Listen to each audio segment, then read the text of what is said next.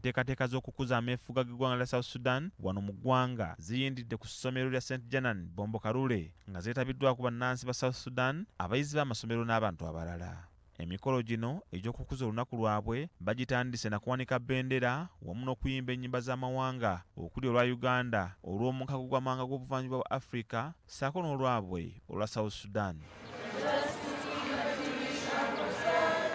Omutandisi w'amasomero ga St. Janan omukungu Mike Kironde ategeezezza nti basazeewo nga Janan okukuza olunaku luno olw'abaana be balina mu masomero gaabwe, ng'olwaleero kweyongeddeko n'abalala, ng'ekigendererwa kyakwongera kubagazisa nsi yaabwe.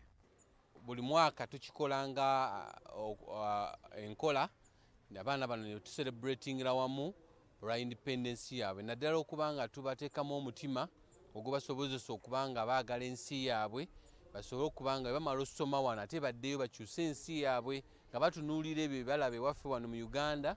Ono abasibiridde entanda okwongera amaanyi mu kusoma kubanga ly'ekkubo lyokka erigenda okubayamba okukulaakulanya eggwanga lyabwe erikyali etto.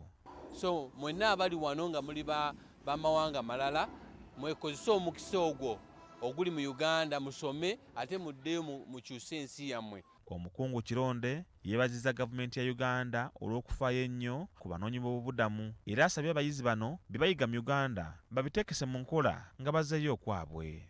Era ntwala n'omukisa guno okwebaza Uganda government okuba nti yatwala eyawukanye ku nsi endala zonna. So omutima ogwo tugenda kutwala mu maaso nagwo ogw'okwagaliza naddala abafirika bannaffe okubeera nga tuli wamu. Nyaluwak Kiwolo akulira omukago gw'abayizi Abasudani mu Janan Schools agamba nti bayambiddwa mu bintu bingi nga bali mu Uganda era atendereza bazadde baabwe abaafuba eggwanga lyabwe ne lifuna obwetwaze. But due to our fathers, our grandfathers, through what they went through, we got independent, and we are independent today all because of them. They deserve a hand of applause. Ono atenderezza nnyo omutandisi w'amasomero ga Janan omukungu Mike Kironde akoze omulimu omunene ogw'okubazimba naddala mu nsonga y'okwekkiririzaamu.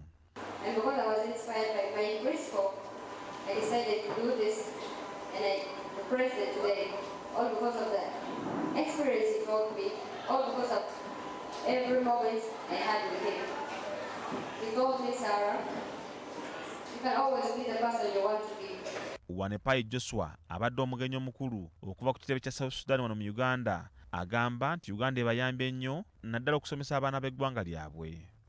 We are very glad that we are here to study. We are very happy that some of us got the opportunity to come here.